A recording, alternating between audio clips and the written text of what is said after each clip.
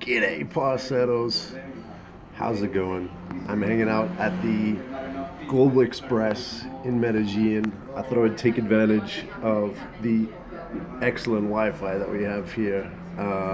It's probably the best Wi-Fi that I've had while I've been traveling around. So might as well go live with you guys and celebrate this little milestone that we've done together. 10,000 subscribers. I just wanted to come on and answer any question you guys have. If you have any questions, leave them below. We'll see how we go. I've got backup if I need help answering them. The sales team isn't here today, but we've got the property management team. We've got Brian. He does a lot of the concierge services, a lot of the host services here. But yeah, if check in your questions. Meanwhile, I'm gonna say thank you to everyone who has liked, commented, shared, and collaborated. That's how it works. That's how these algorithms work. If you guys are engaging in the content and you guys are enjoying it, then YouTube's gonna show it to more people, and then we grow. So, let me know how I can help. What's going on? What do you guys want to know today? Will I stay in Colombia for the next 10 years? For now I'm happy. I mean, I can't talk about 10 years, but I can talk about right now. And every day is still a challenge here. It's an opportunity. I love it. So I don't see myself going anywhere too soon. And plus, we've got a lot going on here. We're doing a really exciting thing in this company. So, what's up, Sergio? Que hubo? Kiyomi, what's up? What's the lifestyle like in Colombia? The lifestyle in Colombia is it's up to you. There's a lot of different lifestyles at all kinds of different budgets in all types of different cities. From a quiet, small town in the Cafetero region to the city of Bogota, to even in Bogota, you can have such a range of different lifestyles. There's a respect for different lifestyles here. If you're not doing bad things to other people, people are really welcoming to different ideas and different lifestyles. They might think they're things, but as long as you're not getting involved negatively in other people's lives, then there is a freedom of lifestyle here, which I think is pretty cool. Madrid, what's up, Christian? All right.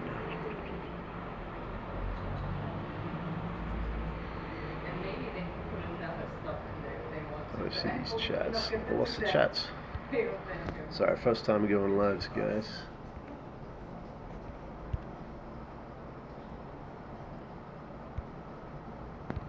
Where'd the chats go? There we go. I don't know where that went. All right, where's the best place to start investing in Colombia? What's your investment goal? Are you looking for cash flow? Are you looking for appreciation? The best place. What's your budget? A lot of the cities, they're a bit pricier. Cali is one of the cheaper cities, and then in the cities, start looking for areas that you see potential in.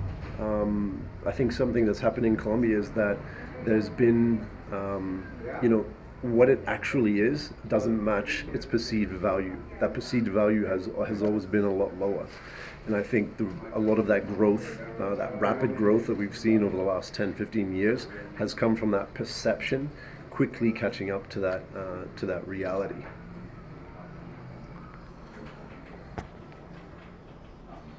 How come my chats keep disappearing? I gotta rotate. Does anyone know why chats keep disappearing? If you could tell me in the chat, that'd be excellent. It's weird. I rotate it and it goes. Okay. I want to know if I have 25, 50K to invest in Cartagena. what is the place to invest? 25 to 50K. I mean, at that range, you're probably outside Boca Grande, Getsemani, Old City. It's going to be areas that I'm not familiar with, so I don't want to jump in and start advising in places that I don't know about. 25, 50K, it's tough. It's tough. The reason we crowdfund these buildings is to make these larger projects more accessible to those investors, like for 25K, 50K. So we might have a total project cost of 500K, and we'll find 10, 20 investors who want to share in that investment. So that's one way to do it. That was actually how we funded the Cartagena Suites, where I've been the last few weeks. I'm now in Medellin, by the way. I got here on Thursday evening. 10 hours street riding. It was intense. It was intense, but a lot of fun. All right. Lucena, happy Saturday to you too. Thanks for your kind comments. Ex-cleaner, want to invest with goal to retire there in 10 years. Yeah, so I mean, break it down. If you want to retire in 10 years, how much money do you need each month? What do you like? I lived on a million pesos a month for 6 years here, and I had the time of my life. That's kind of a tight way to do it, but as a broke entrepreneur, that was kind of the way I got by. But work out what are you gonna be comfortable with? 2 million a month, 6 million pesos a month, 10 million a month. Work it out. Figure out how many properties you're gonna need, or what how much cash flow you're gonna need to start generating, so that when you come down, you're ready to go. Favorite place in Colombia? Oh, that's the hardest one. That's the hardest one. It's like Colombia doesn't have its, this is the gem. It's just there's so many precious places around this country. I think my favorite, just for its representation of a place being off the beaten track, so many cool things to do in terms of like tourism. San Jose del Guaviare. I did a video a few months back. It's called a Colombian documentary, San Jose del Guaviare. Check it out. There's 10,000-year-old rock paintings, there's freshwater creeks, there's waterfalls, there's insane rock formations. You could easily spend a week there and have a ball. So it's probably one of my favorite kind of top spots.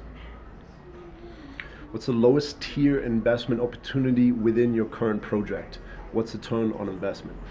So the TIP projects, that's one apartment and one investor, and basically we just execute the purchase, renovation, design, and furnishing of one apartment for one investor. The cheapest kind of deal like that, the cheapest tip that we've put together is around the 70K region, 80K, 80,000 US. And that was in Chapinero Central.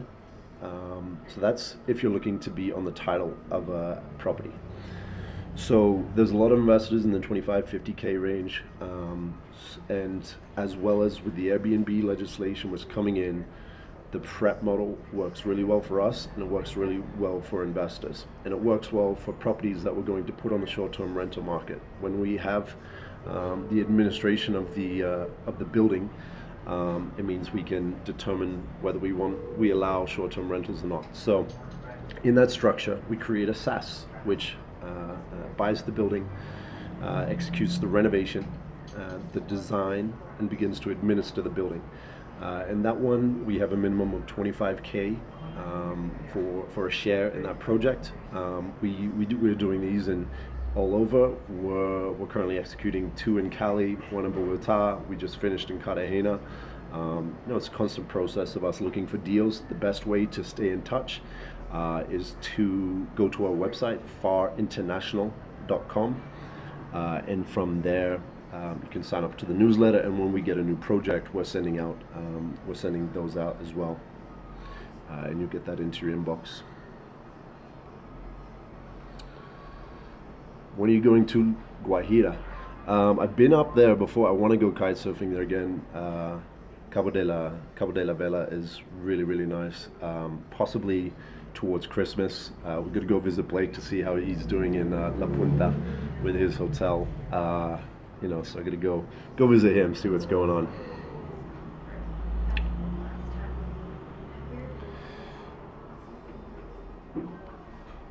What's up, Christian? Thank you, Lewis.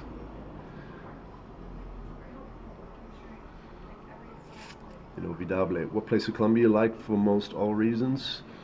For all reasons, I think San Jose de Guaviare, for sure. But I mean, there's so much. Don't make me pick one.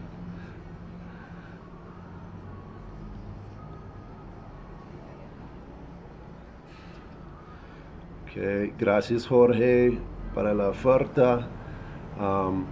Podemos hablar de eso, como a veces me están contactando si hay trabajo, si hay cosas así. La mejor manera de hacerlo es como conectar con nosotros en LinkedIn, con FAR International, conectar en el bulletin también.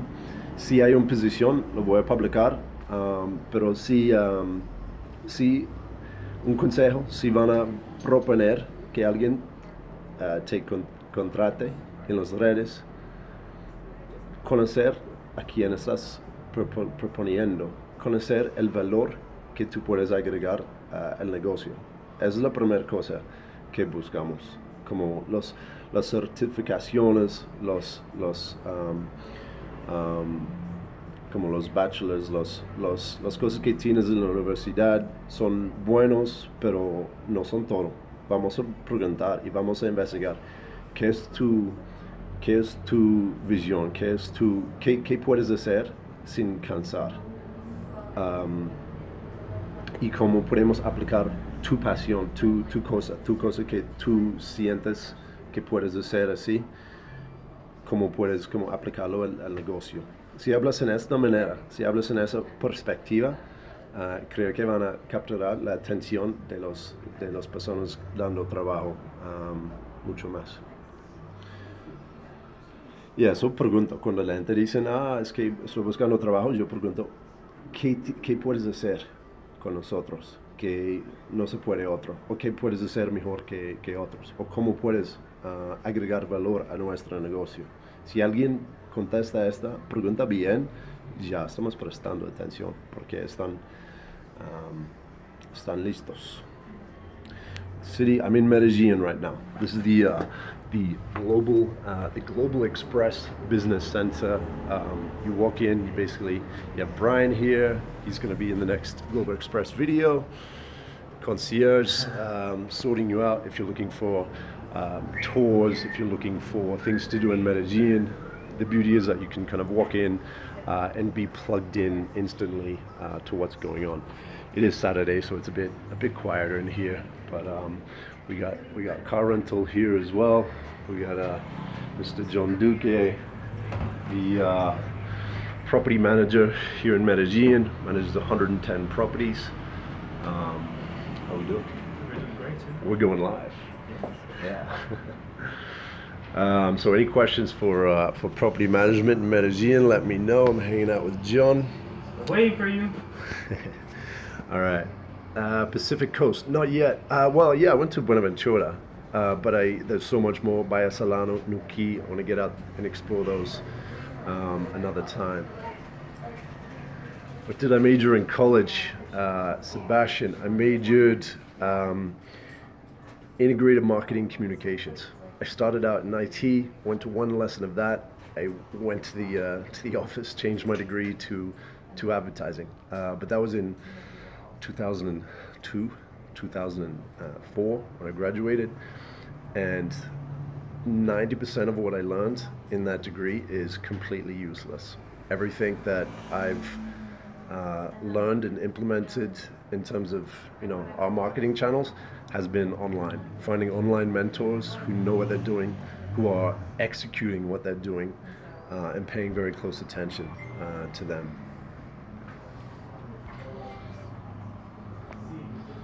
Why do these comments disappear?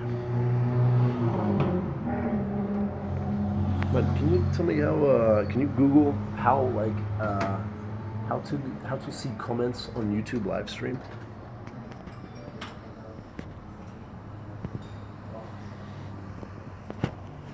What's going on?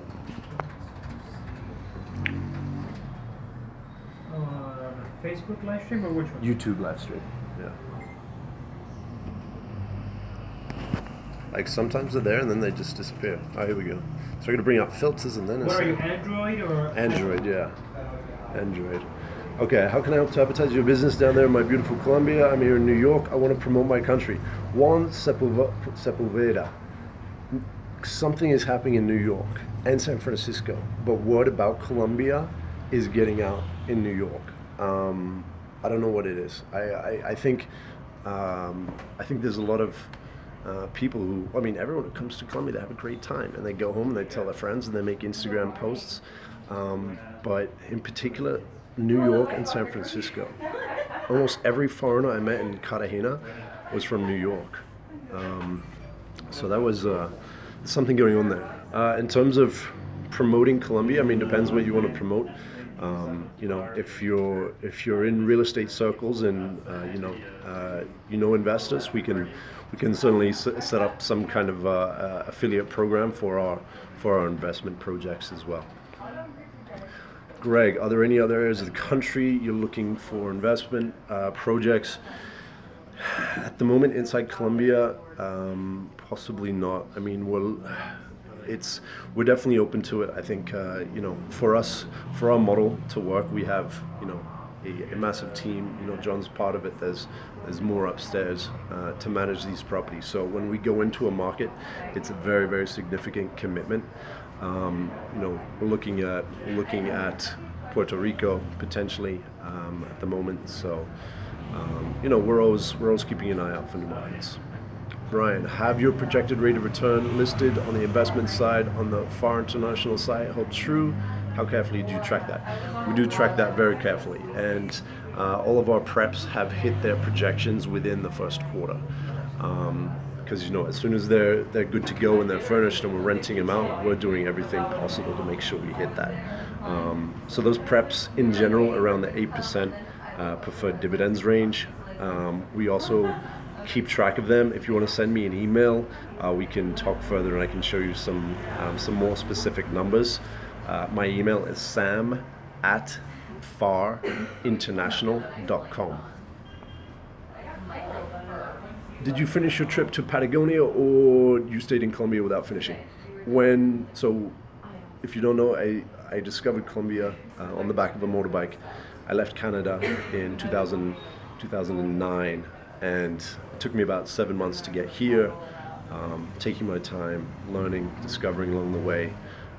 When I got to Colombia, I was like, okay, something's different here. So I gave it 8 months, and in those 8 months, I get to know mostly Medellin and Bogota, but at the back of my head, Argentina was there. I wanted to get to the end of the trip because I'm like, you know, what if there's something else? What if this, you know, gets even better? And cheers, man. So I went to Argentina, and it was great. You know, Argentina was nice, but something was calling me back to Bogota. So I flew back to Bogota, and I sold that bike in Argentina because it was falling to pieces, literally. And yeah, so that's when I got back to Bogota and stayed here. This is the kind of lunch cafeteria area. It's pretty cool, you know, place to hang out. So this is like for the general public who walk in and use the services, as well as for the office. There's over 100 employees at FAR International right now. I also asked you to get there by 11. So you got some private co-working kind of booths. I'll show you guys the co-working space. So this is the PM department. They manage 108 properties in Medellin right now. You can imagine, 108 people. All right, what else we going?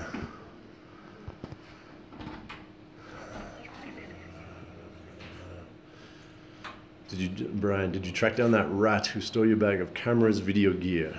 What a shame. No, that guy we had no trace of. The other one, the one that I did get a trace of was someone from Rock El Parque. They tried a very elaborate stunt to grab my phone. I mean, I was capturing. Wait, better light this way. I was capturing the concert with my phone, the phone in the air. One guy pretended to grab it from behind me. I turn around. He's there with like 3 other people, so I don't know exactly who tried to grab it, but I call attention to the fact that someone is trying to rob. Meanwhile, people start firing up, and I imagine they were turning, they plant and they call each other out to create confusion, and in that confusion, there's a spotter who's watching you put your phone away, and using that confusion and that commotion, that's when they grab out the phone, and that happened to me. So I got done, and it was pretty elaborate. But someone contacted me and said that they knew who it was because they attempted to sell it to their mom, and they found my Facebook on the phone and contacted me. Did I go through it? No, I didn't. I didn't go and. I didn't go and track them down, although I knew his name and the part of town he was in and the police to contact. I don't want to get involved in that. I definitely considered it. It may have been a lot of fun, but I'm doing some more important stuff, so gotta move on at some point. Hi from Argentina, Samuel and Lily. Thanks very much. What score is the Chelsea Man City game? No idea, man. No idea. Only follow. I prefer to play sports than watch them.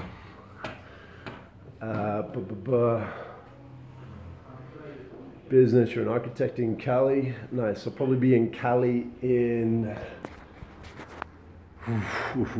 probably November. We've got 2 preps that are actually opening up in Cali in the next couple months. This is the co-working space, part of it. It's pretty cool. It's good Wi-Fi, because I mean, traveling around, hey, look at this. Come on. Not as authentic as my Cartagena hat, but it'll do. So what else? So I think that's it. If we're talking about English Premier League, then I think we're good for now.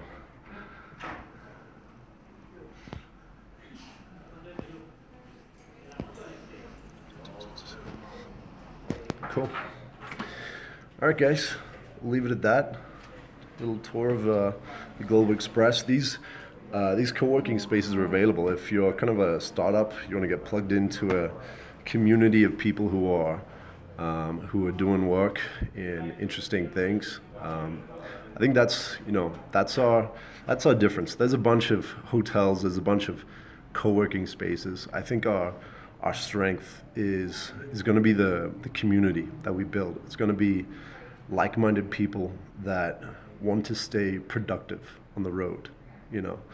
If you want to travel and get to know the world and just take a year off, and so traveling by hotel or in a hostel, drinking cheap drinks, it's one way to do it. I don't think that's really our market. I think the people who stay with us, they want to have their independence in their own apartment, and they can choose when to connect to the internet and to other people, but they have their privacy and that independence of an apartment.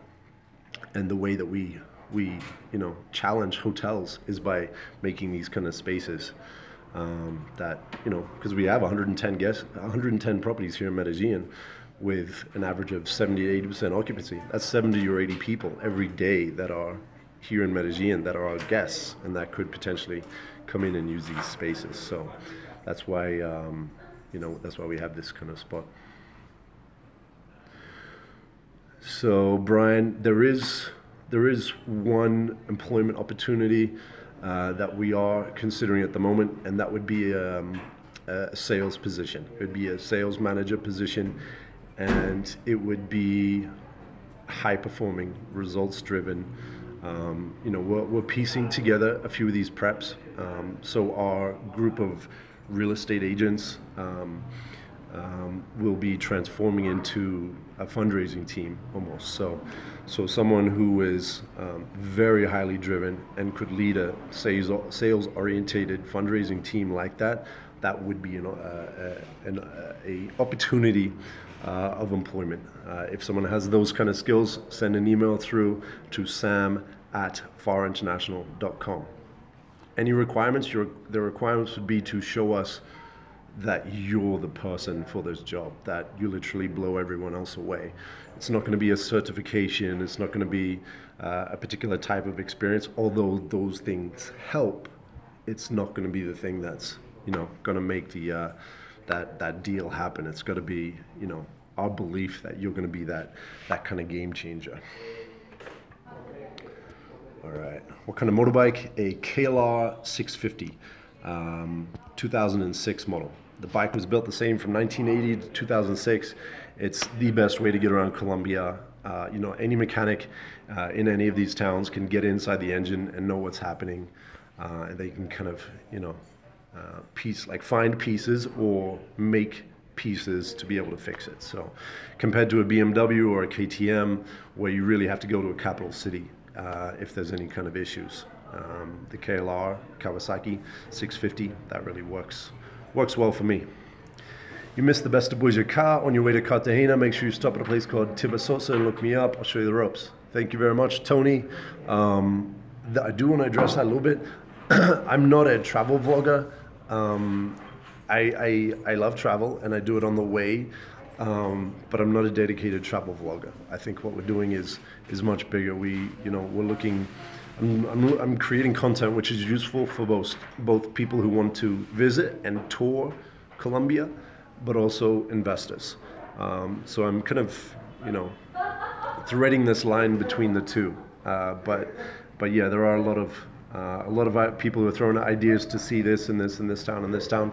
I am going to try to work those into another route if I go through. So thank you for the suggestions. Keep them coming in. I've followed many of them, and it's been a reason why I can kind of squeeze in lots of interesting stopovers on these trips.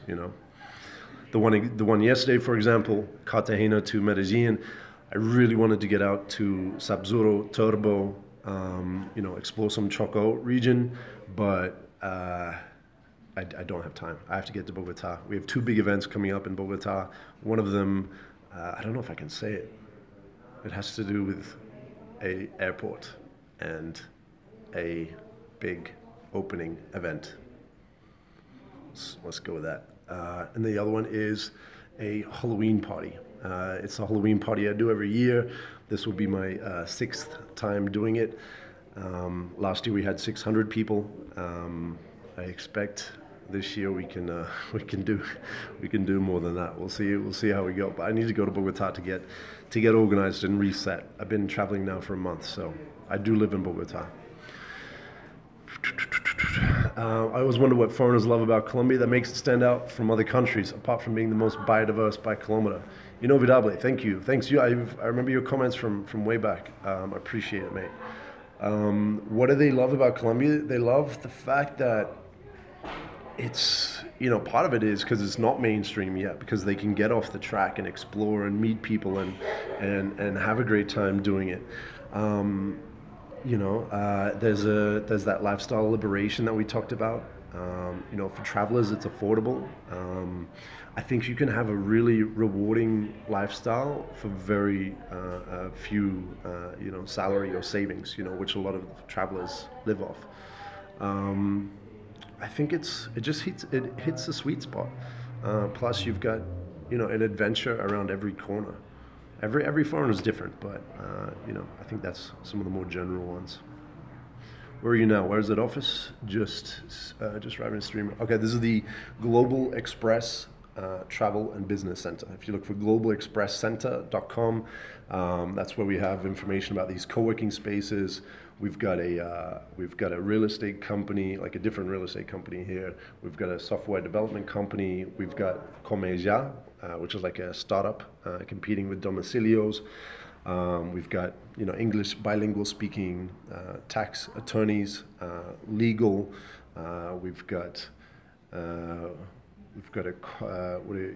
it's a group that's fundraising for UNICEF. Really interesting people who are coming in. So again, that's really our strength in terms of the spaces we're providing.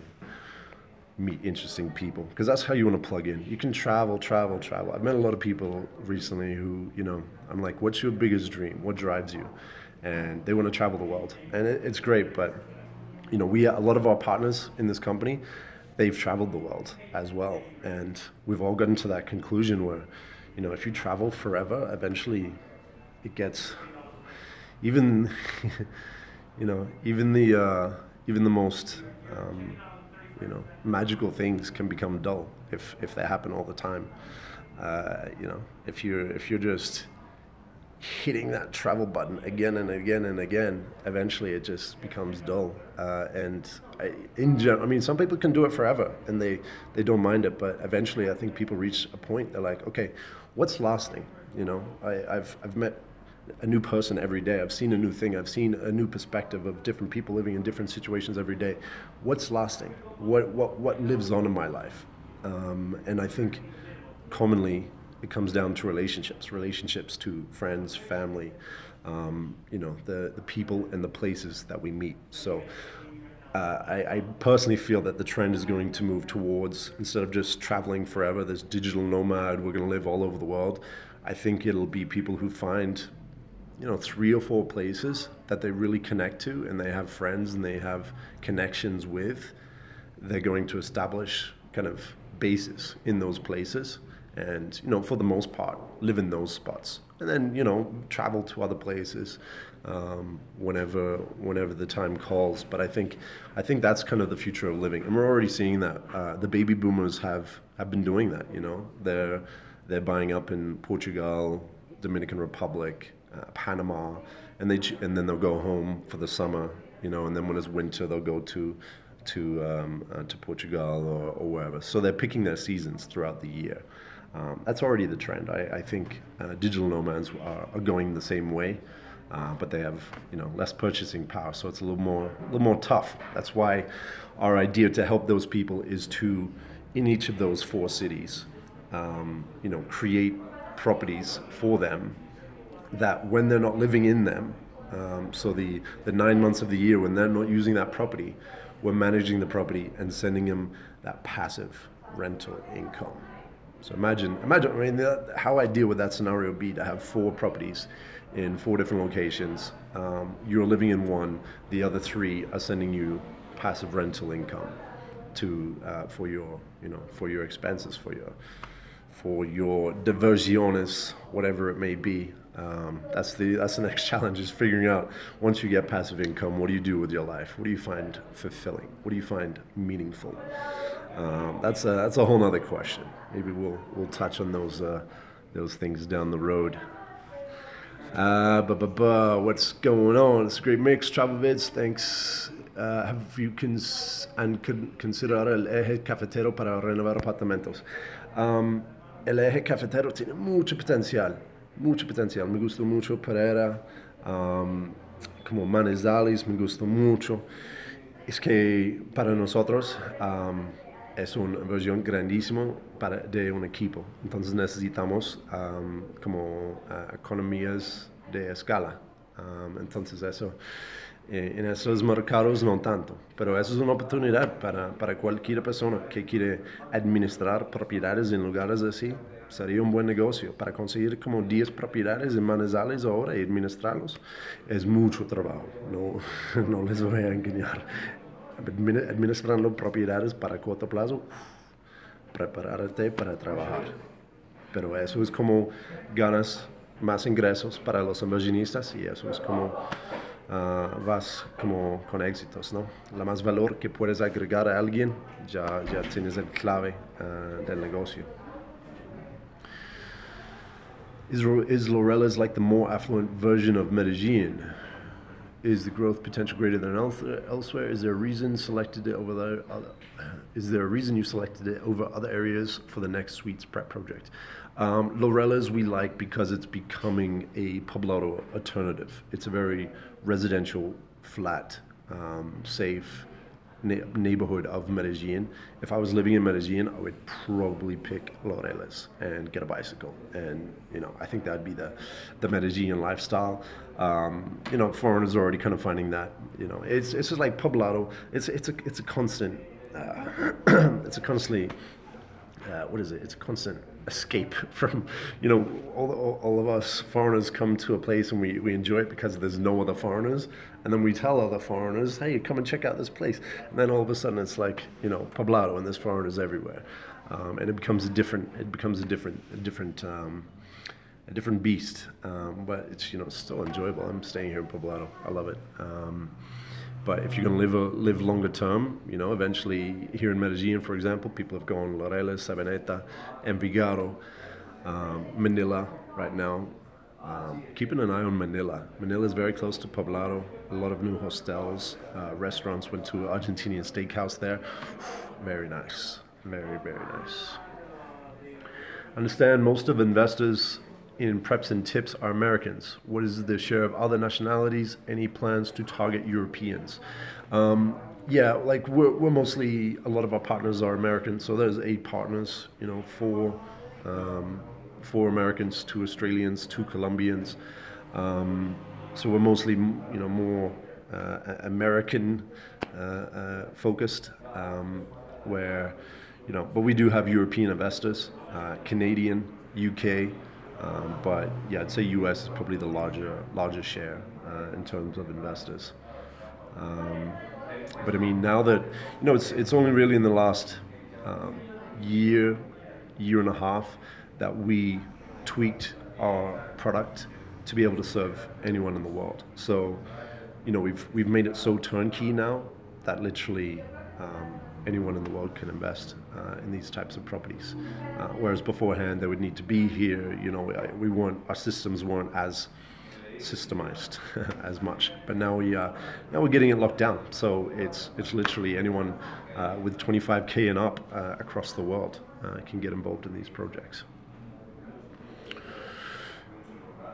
Tony, how dangerous is Bogota after dark? How easy is it to make middle-class Colombia friends as a non-Spanish speaking gringo? How dangerous is Bogota after dark?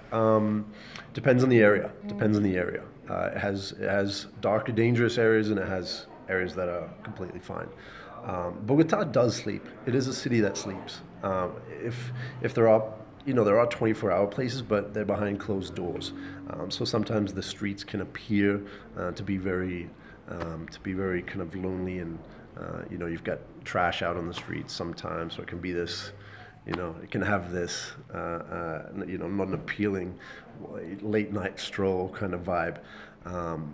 That said, I've lived in Chapinero the last 6 years. Never had any problems. I'm walking around by myself late at night all the time. It's really the area, Centro Candelaria, after 9, 10, there's some areas, there's some barrios which are very close, and the people from those areas can walk in, find somebody with an iPhone and get out very quickly. Chapinero, it's not as easy for them. They have to use a taxi or use a bus, and that's logistically a challenge for rats. So they usually stay away from those areas. They prefer the easy in, easy out kind of areas. Another reason we're not jumping headfirst into the Candelaria market, although that is a hostel hotspot. It's not something we want to deal with just yet. Making friends with middle-class Colombians as a non-Spanish speaking gringo. Yeah, I mean, it comes down to, are you a friendly person? Are you are you meeting people in the right places? Where are you hanging out? Where are you meeting them? What hobbies are you involved in? I think there's a lot of middle class Colombians who would love to have speak to a gringo and have a gringo friend, and adopt them as a as a family friend for sure. Definitely possible. I wouldn't let that let you slow you down. I would definitely get involved. San Andres, do a place out there. Again, managing a remote property management team in San Andres. Maybe. We never know, but we look for those economies of scale. Ex-Cleaner, how can you get involved in the crowdfunding? If you want, send me an email to sam@farinternational.com. FAR, F-A-R, international in English.com. Sam at S-A-M with M, not San. No soy un San. S-A-N. I think no one really shortens Samuel to Sam here. So when I say that my name is Sam, they think I'm saying San, like S-A-N. But yeah, it's Sam. Gloria, te encantan los videos. Chévere. Gracias. How often have you heard of stories of tourists being drugged, slipped in a drink, and robbed? Good question. It does happen. You got to be careful. Those kind of stories, they spread. So if you hear that story, it's a friend of a friend. I've had a friend here and there have it happen to them. It's definitely something that you should be careful of. Whether it's keeping an eye on your drink, or if you're going out and you're having a wild night, make sure you're with somebody. What's Cali like? Cali is interesting. Cali, I really enjoyed. You really need to know a local. You need to plug into what's going on in Cali. Cali, I went there for the Feria de Cali when I first got here. I did New Year's there once, and it was like it was great, but it was like I was finding more fun and more adventure in other places in Colombia. Then I went back recently with whilst I was making videos, and the great thing about this channel is that I need to go in and understand what's really happening. So I force myself into hey, what's going on here? What's here? More than I would if I'm just spending a few days there. And I really got to know the city more, and I really liked it. I actually think if I wasn't living in Bogota, I would probably live in Cali. I think. I don't know, but I definitely want to check it out more. The San Antonio, El Peñón, Granada. Those are some really interesting spots. I think, Cali is like Colombia's playing catch up on the world stage. Like Cali is playing catch up on the Colombia stage, but so much potential. A lot of people who are going there are comparing it or saying that it's like Medellin was 8 years ago, and I definitely see those kind of similarities. What kind of house or apartment could be purchased for 400 million pesos in Bogota? 400 million pesos. 400. Well, if you're a typical foreigner, although foreigners want a lot of different things in Bogota, 400 million. If you're going for the best, like Parque 93, Zona G, you're probably not getting above 50 square meters, because you're talking about 8 million pesos a square meter. So I mean, maybe a 50 square meter, maybe a decent terrace. The nice parts of Bogota are some of the most expensive in Bogota, rivaled by that of Boca Grande and Cartagena. So it's in terms of bang for your buck, you don't get as far as you do in Bogota. What area would you recommend as a safe place to reside in Bogota but not be too isolated from the nightlife? I would go Quinta Camacho, Chapinal Alto. The areas between Calle 50 to Calle 70, above Caracas or even below Caracas. That part of town is really the reputation. When I first got here, if you said you were living below or south of Calle 72, people would look at you and just be like, oh, like that's dangerous. And it wasn't. And it's even better now. And the real estate prices are quickly climbing to reflect that. That's why we're very focused on Chapinero Central, because it has this nice location between your Centro Candelaria, your exclusive areas to the north. You've got cheaper real estate, but good access to those areas. Plus, it's now, because it has cheaper rent, you've got a lot of bars, cafes that are going in there and making some really cool spots. And it's at a time where Bogota is kind of like, hey, let's have fun. Let's create a different type of cafe. Let's type a different type of bar. So you get, you know, the like Mr. La Negra and Mr. Reggae, you know, Babylon, Jaguar. You get Video Club, Octava. You know, all these electronic and nightlife and all these alternative places are finding a home in Chapinero Central. So, yeah, Quinta Camacho, Chapinero Central. Is it fair to say Medellin has too many gringos now? Does it have too many? Let's see. I've seen like 2 gringos since I've been sitting here. Is that too many? I don't know. How many is too many? Yeah, if you can tell me how many gringos are too many, I can tell you if there are too many. Laurie 811, after investing with you, how long does it take to start seeing the returns? So if it is a tip property, from the moment we receive the funds, depending on when we've agreed on the closing with the seller, we'll close. You know, the closing process can take you know, a week, 2 weeks. We get in there. We're making our processes as efficient as possible when it comes to you know, gutting the property, having the team come in, installing, furnishing, you know, getting the photos immediately as we can stage it, and getting it rented out. So I mean, a tip that can be, you know, our quickest one we've done was around 6 weeks, I believe. So 6 weeks to 3 months typically for a tip. A prep, which is in a building that we're renovating into multiple rental units, that can take longer because it is a much bigger project. So that can take anywhere from 4 months to a year. And that's when it starts. You know, as soon as it's operating, the cash flow, we have all the books that we send out. We send out status reports of the project throughout the project, so you know exactly what we're doing, what's happening in that project. And then as soon as it's administering, you know, we send all the reports to the investors so they can see firsthand what's going on. Andrea Marcella, the best of the channel has arrived. How you doing, Andrea? Have you ever, or do you ever plan to go Barranquilla Carnival? Yes, I've done Carnival. I've done it twice. It's a experience not to be missed. I recommend it. It's a lot of fun. Just be ready to drink a lot of beer. It's good. Yeah, you get to experience. It's one of those you can't miss Colombian experiences. Thank you, Danielle.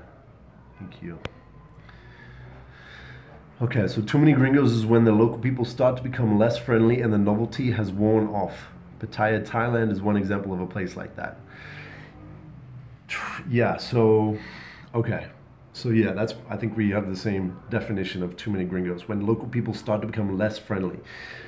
Here, in Medellin, I don't think they're becoming less friendly. They're becoming less curious.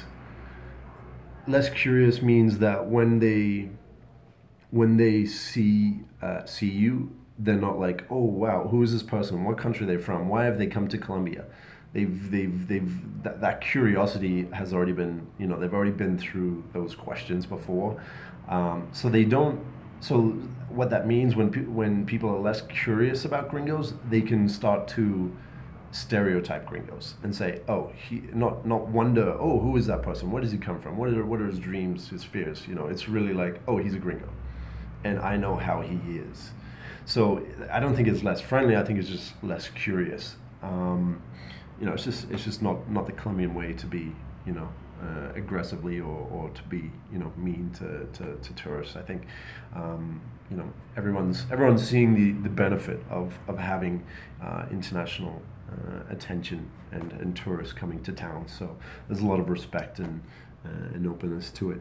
It just means you're not gonna, your gringo card, your gringo novelty factor that that gets you into certain places or gets you out of certain problems isn't as an effect. So I mean, you know, is it a bad thing? No, I think you know, it's that vicious cycle where we want to go and explore, but then we tell everyone else, and then all of our gringo friends are there, and it becomes less authentic. The part of Colombia that I enjoy is that, you know, especially in Bogota, is that there's such a strong local culture that it would be very, very difficult for this imported foreigner culture to come in and override it. There's a lot of the Colombian culture that I don't think Colombians will give up easily, and I think that's a good thing. I think there's a lot of things and a lot of ways of doing things that Colombia should totally look around the world and see, hey, how do they do it? How do they manage this? You know, what did they do in Thailand when huge amounts of tourists started coming in? What did they do? What can we do? What can we change? I think Colombia should and will and has done a lot of that. But at the same time, I think, you know, if there's a way of enjoying nightlife and having fun, there's a lot of things that Colombia does right in its culture.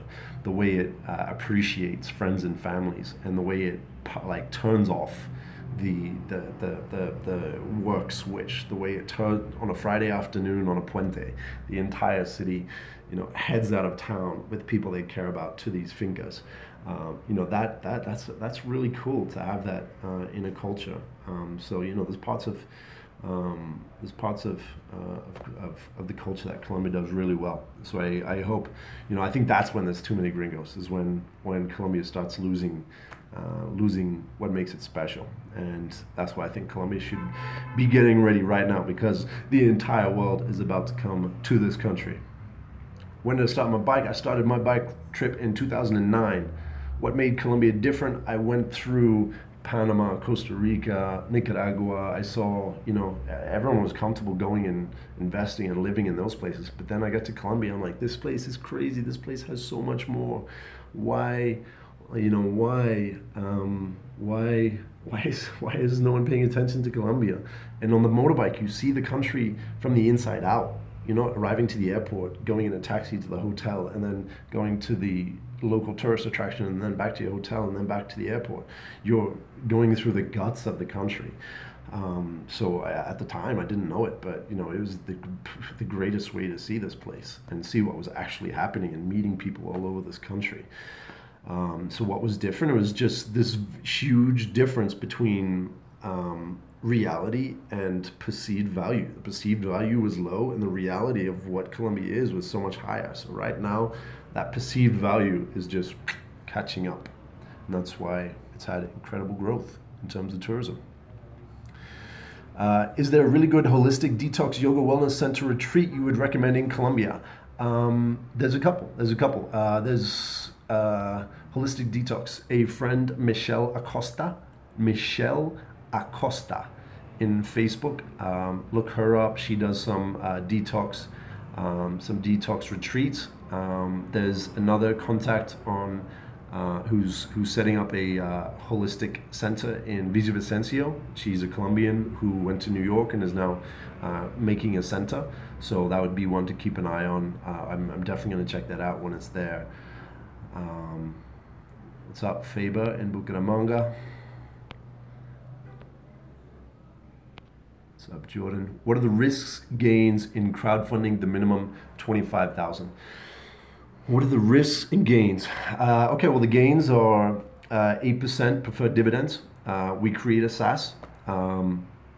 We basically, so when we identify a prep, you know, so if we find a building, if we find, hey, this is the prep right here, you know, we think, hey, we could turn that into a furnished rental, you know, commercial operation. You know, they might be selling it for, let's say, 500,000. To purchase that property, we'll need to put cash down immediately, because if it works, most likely it's a good deal, and if it's a good deal, it's going to disappear off the market very quickly. So as a company, we put down the deposit to secure the property. Once the property is secured, we open it up to our investors. We work out, okay, listen, the property is going to be 500K. In order for us to turn this into 10 furnished units, it's going to cost, let's say another 500K. So we have $1 million total project.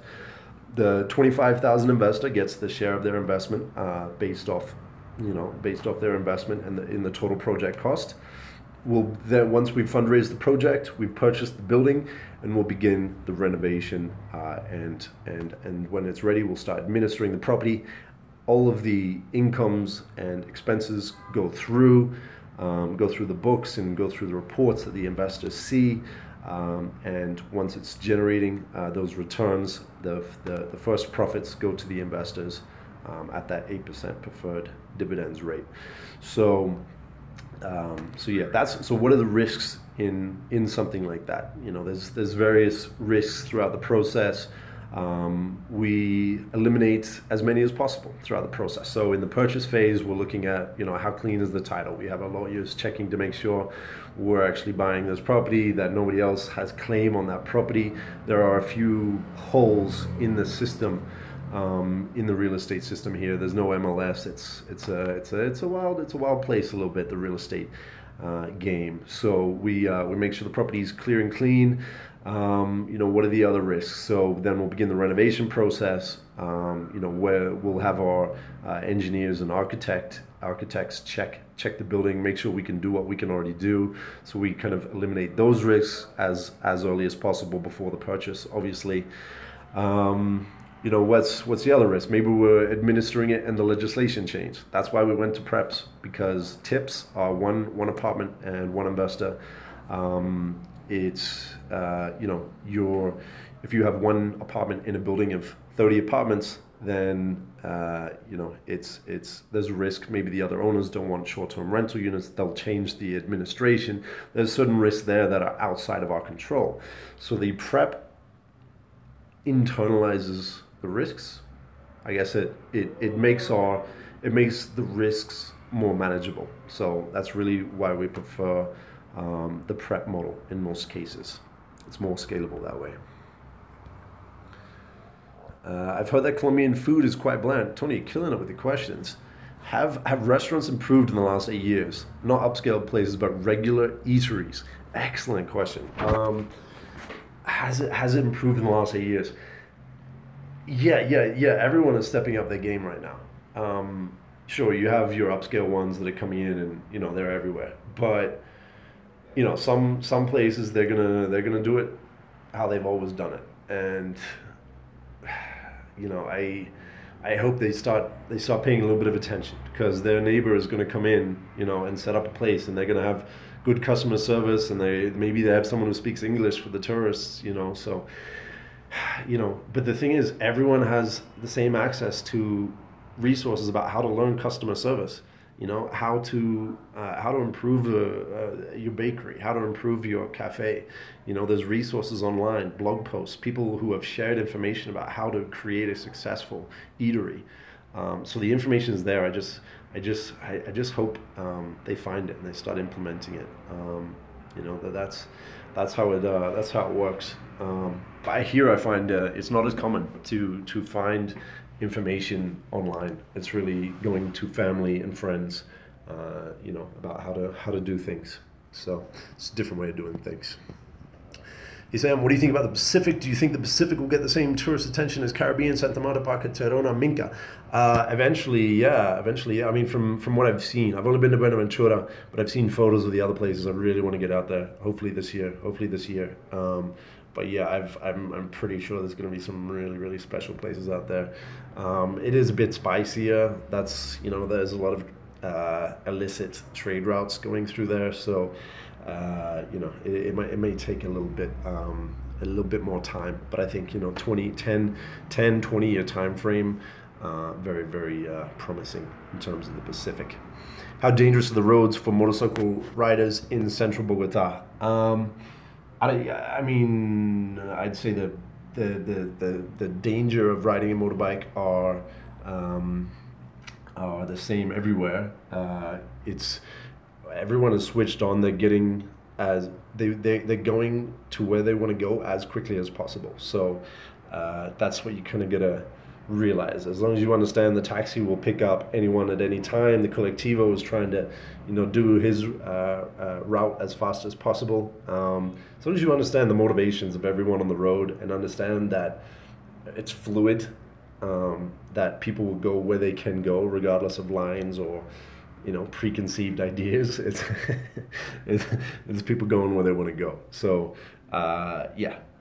Is it dangerous? I don't know. You got to be switched on. You got to be ready for anything. In general, people are paying attention. They're not on their phones. But you always got to be ready for anything. Would you able to give a detailed seminar on the process of real estate crowdfunding for a beginner like myself? Or do you know of a course? Yes, definitely. Yeah, we're getting our chips in line. We're getting our resources right so that we can provide value like that. So I mean, if you have any specific questions, throughout my channel, throughout our process, we have a very particular way of investing in real estate. We go for cash flow. We like speculation. In terms of, hey, this area is going somewhere, that is speculation. We like that, but that's not our goal, and we don't want to rely on that. And that's the type of investment that a lot of the off-plan local construction buyers do. So when you're buying off-plan and then you're selling it a year later or 2 years later when the property is finished construction, that's speculation. You're speculating that the market is going up. We focus on investments that we can add some value to, increase the rental income from, and start generating the cash flow. We like that cash flow because that cash flow is cash now. It's not cash in the future, it's cash now. So we're definitely focused on cash flow over speculation. So if you want to learn about cash flow real estate investment in the channel, I'm giving it all away how we do. I don't think I'm hiding too much in terms of what our model is and how we are investing and how we're inviting other investors to partake in it. That's because we know what our value is. We know our value is that we're doing the entire process for the investor.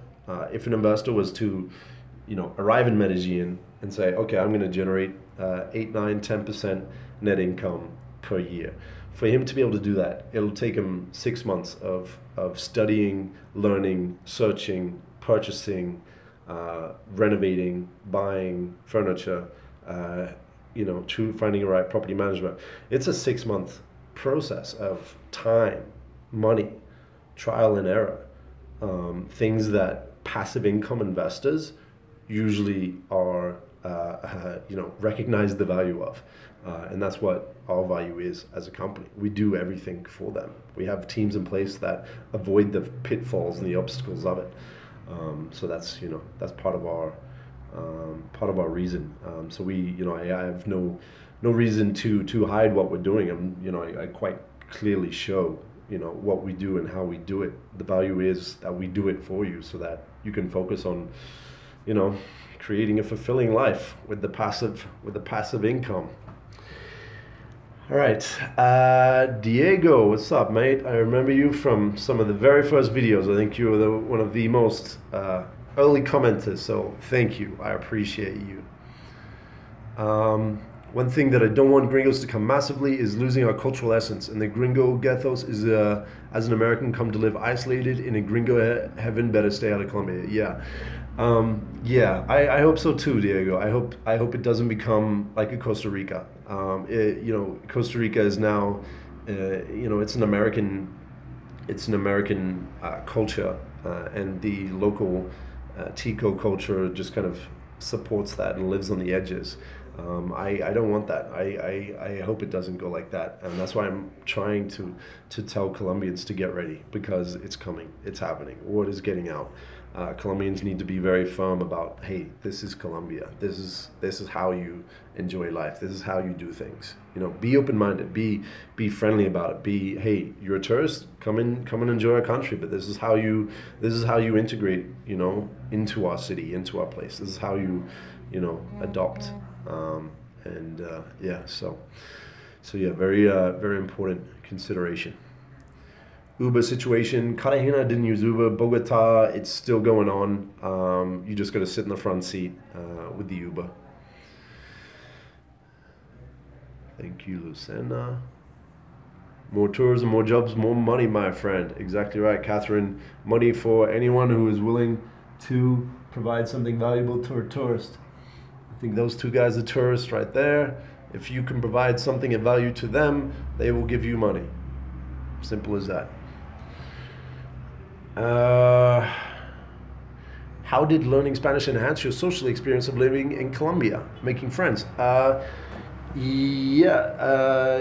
It definitely helps. Yeah, you got to at least try, and go into every conversation like trying to learn. You'll have so much better time. Absolutely, learn Spanish. Like it's just learn a word a day, learn a word a week, whatever it takes. Just learn and have fun. It's one of the things you got to think. If you don't, you're not gonna have as much fun and you're not gonna be embracing life. You're gonna be running away from a fear of it's too hard, and it's gonna prevent you from enjoying things. So absolutely do it. It's like dancing. What do you like if you don't dance and you're like, oh, I don't dance, I'm not gonna, and so you go out in Colombia and everyone's dancing except for you. Like just it's one of those things you just gotta do it. And it's you'll once you do it, you realize it's a lot of fun.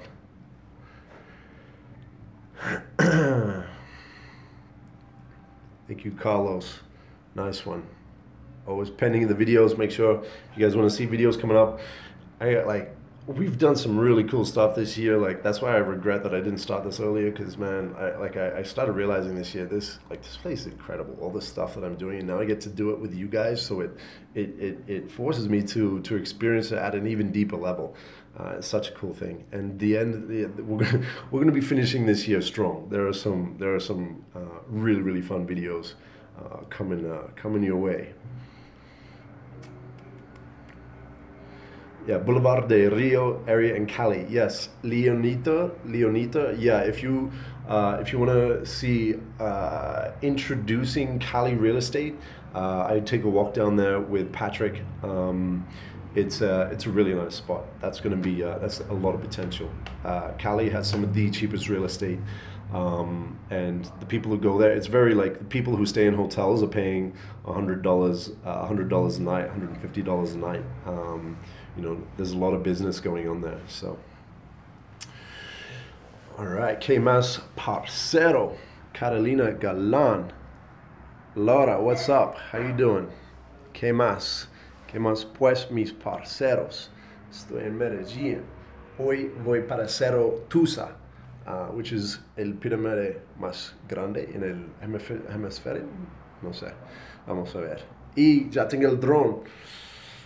Al fin, después de 3 semanas sin el dron en Cartagena. Imagínate. 3 semanas en Cartagena haciendo videos y no tengo un dron. El ciudad más fotogénico en el mundo y no tengo el dron. Pero ya lo tengo. Y me toca volver a Cartagena para usarlo, pero ya voy para Cerro Tusa y después para Salgar en como 2 horas de Medellín a una finca de café.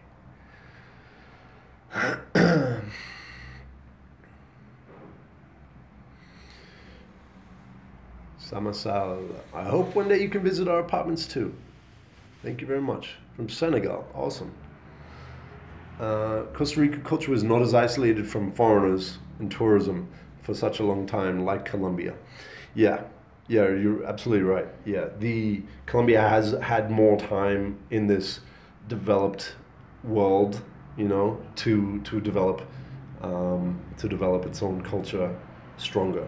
The Costa Rican culture, I don't think, was anywhere near as strong. So I think that when the Americans came in, it was just kind of put to the wayside.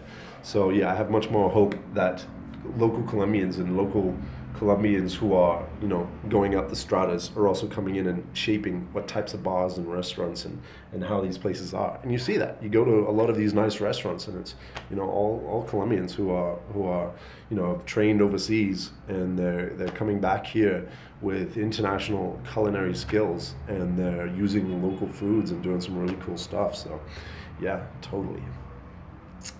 Ever going to Amazon retreats, or is it not that safe? Yeah, it absolutely is safe. I haven't done it yet. We'll be doing it. Another one on the to-do list. That's the thing. I mean, I was more limited with a tighter budget, being a broke entrepreneur for 6 years, but you know, I still got out and had fun. But there's still a lot of the bigger trips that I haven't done yet, just because you know, the time or budget. But now, yeah, now I have no excuse. I got to get out there and do it.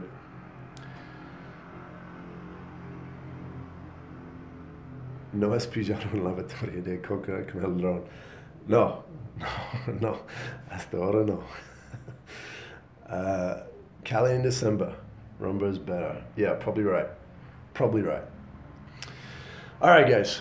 It's been an hour 10. I think I hit all your questions. I hope I did. I think that was a much better way to do a question and answer than, you know, submitting them on one video and then answering them in another and editing it. You know, they're questions and answers. It's a conversation.